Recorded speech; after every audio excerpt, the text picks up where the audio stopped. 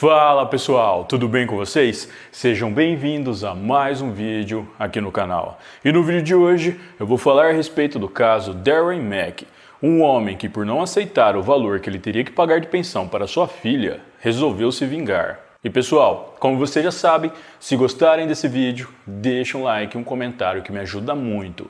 Então, sem mais delongas, bora pro vídeo. Darren Mack nasceu em 31 de janeiro de 1961, na cidade de Reno, no estado americano de Nevada. Sua infância foi cercada de regalias e ele sempre estudou nos melhores colégios, pois os seus pais eram bem ricos. Sua família era dona de uma joalheria renomada, com diversas filiais pelo país. Quando não tinha aula, Darren gostava de ver o seu pai lidando com os negócios, e quando ficou mais velho, resolveu abrir a sua própria loja, uma filial do seu pai, também no ramo de joias de luxo. Em 1986, Darren conheceu e se casou com uma mulher chamada Deborah Shilock e tiveram 2 filhos, um menino e uma menina. Apesar de ser uma família aparentemente feliz, o casamento acabou em 1991. Posteriormente, Darren conheceu uma mulher chamada Charla. Eles se casaram em 1995 e tiveram uma menina chamada Erica, mas acabaram entrando em um processo de divórcio 10 anos depois, em 2005. Enquanto estavam casados, Darren e Charla não tiveram um relacionamento convencional. Eles tinham, na verdade, um relacionamento aberto. Eles costumavam frequentar clubes onde acontecia trocas de casais. De acordo com um amigo de Charla, ela não gostava disso e no começo só fez para agradar o marido, mas estava querendo parar com a prática. Porém, Darren não, e faria qualquer coisa para que Charla continuasse. Segundo testemunhas, tanto Darren quanto Charla tinham uma obsessão um pelo outro. Apesar de serem um casal que adotaram um modo de vida mais liberal, as brigas entre eles por ciúmes eram constantes e aconteciam em qualquer lugar e a qualquer hora. Fosse em casa, no meio da rua ou até mesmo no trabalho. Eles brigavam e não se importavam com quem estivesse ao seu redor. Em uma dessas brigas, Darren perdeu o controle e ameaçou tirar a vida de Charla. E foi nessa época que o casamento deles acabou de vez. O homem resolveu ir embora e se mudou para um condomínio luxuoso, enquanto que Charla e a filha do casal ficaram na casa que já era da família. Para piorar a situação, Charla perdeu o emprego e passou a ter dificuldades para pagar as suas contas. Ela então passou a cobrar o ex-marido por ajuda e exigia muito dinheiro dele, não só para as despesas da casa e com a criança, mas também para poder ter um pouco de luxo. A mulher entrou com uma ação judicial e Darren teria que pagar uma pensão alimentícia limitada pela lei estadual em $849 por mês, e acreditando que estava sendo lesado, ele entrou em um acordo com ela. Ambos foram ao tribunal especial solicitar o divórcio, onde fariam a partilha justa de bens no juizado da família, que era presidido por um homem chamado Chuck Weller.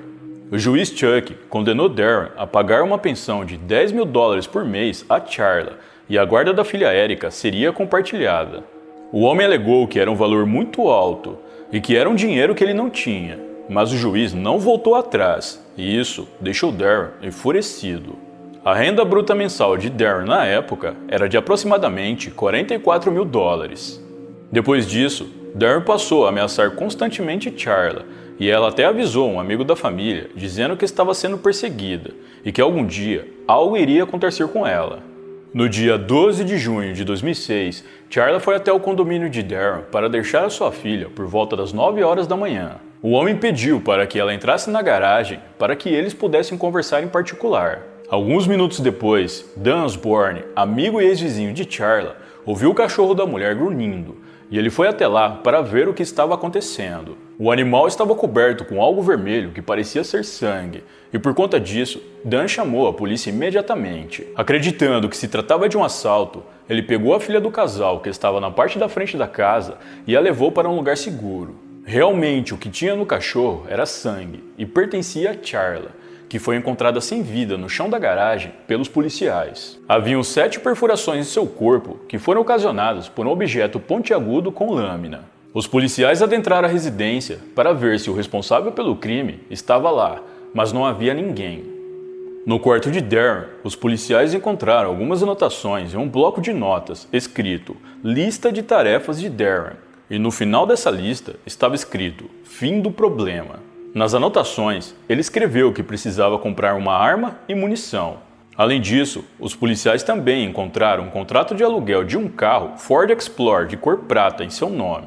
2 horas depois, por volta das 11 horas da manhã, alguém ligou para a polícia e relatou que tinha escutado um estrondo muito alto. O barulho era de um tiro que atravessou a janela do escritório do juiz Chuck Weller e o atingiu em cheio. Seu assistente também foi atingido, mas apenas por estilhaços, e teve ferimentos leves. Porém, o juiz Chuck Weller foi levado às pressas para o hospital em estado grave. Imagens de câmeras de segurança que estavam instaladas em frente ao escritório do juiz capturaram o momento em que um carro, um Ford Explorer prata, passou pela rua no mesmo momento em que os tiros foram disparados. Após uma breve investigação, os policiais já tinham um suspeito, que obviamente era Darren Mack. Além disso, Dan Osborne disse aos policiais que Darren tinha uma toalha com sangue enrolada na mão e saiu correndo quando ele perguntou o que havia acontecido. Horas depois, o estado do juiz Chuck Weller passou de grave para estável, após ele ter sido operado e assim não corria mais risco de vida. Darren conseguiu ficar foragido por alguns dias e uma caçada internacional se deu início. O homem conseguiu se esconder usando documentos falsos ao longo do caminho, até que no dia 22 de junho de 2006, a polícia o encontrou na cidade de Puerto Vallarta, no México. Ele estava em uma piscina de um resort luxuoso tomando um drink, rodeado de mulheres, quando foi algemado pelos policiais da Interpol. Darren tinha uma mala com $360 mil em dinheiro e 20 cartões de crédito. Entre suas coisas, ele ainda guardava um par de sapatos e uma camisa com respingos de sangue de Charla, como se fosse uma espécie de troféu que o ajudava a se lembrar do que fez e de uma maneira que ele tinha orgulho. O carro que ele usou no dia do crime, o Ford Explorer prata, foi encontrado abandonado na cidade de Ensenada, na Califórnia. No dia 5 de novembro de 2007, Darren Mack foi levado a julgamento. Ele se declarou culpado por todos os crimes e foi condenado à prisão perpétua com direito de solicitar a liberdade condicional após cumprir 36 anos. Ele tentou apelar da decisão em todas as instâncias, mas todos os recursos foram negados. Em 18 de março de 2008, um júri estabeleceu que todos os bens de Darren fossem destinados a Erica, filha dele com Charla. Após o crime, o juiz Chuck Weller se tornou especialista para julgar casos de violência doméstica. Ele também escreveu diversos livros sobre a segurança judicial, onde falava sobre a necessidade de uma mudança nas leis estaduais. Até o ano de 2013, a mãe de Charla e a mãe de Darren lutaram pela custódia de Erica, que hoje está com 27 anos, mas como a questão nunca foi resolvida, a própria jovem decidiu se emancipar em 2015. Mesmo depois de todo o sofrimento que passou ao perder a sua mãe e ver o seu pai ir preso, Erica ainda teve que suportar anos de idas e voltas aos tribunais, vendo as suas 2 avós brigarem por sua guarda, até que, não aguentando mais a situação, ela finalmente resolveu dar um basta e se emancipou.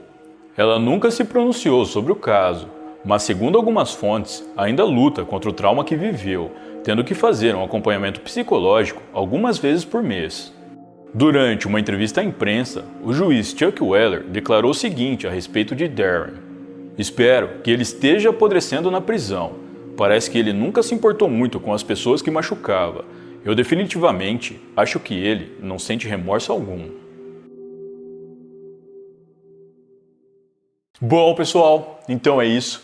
Muito obrigado por me assistirem até o final. Eu vou ficando por aqui. Um grande abraço e até a próxima.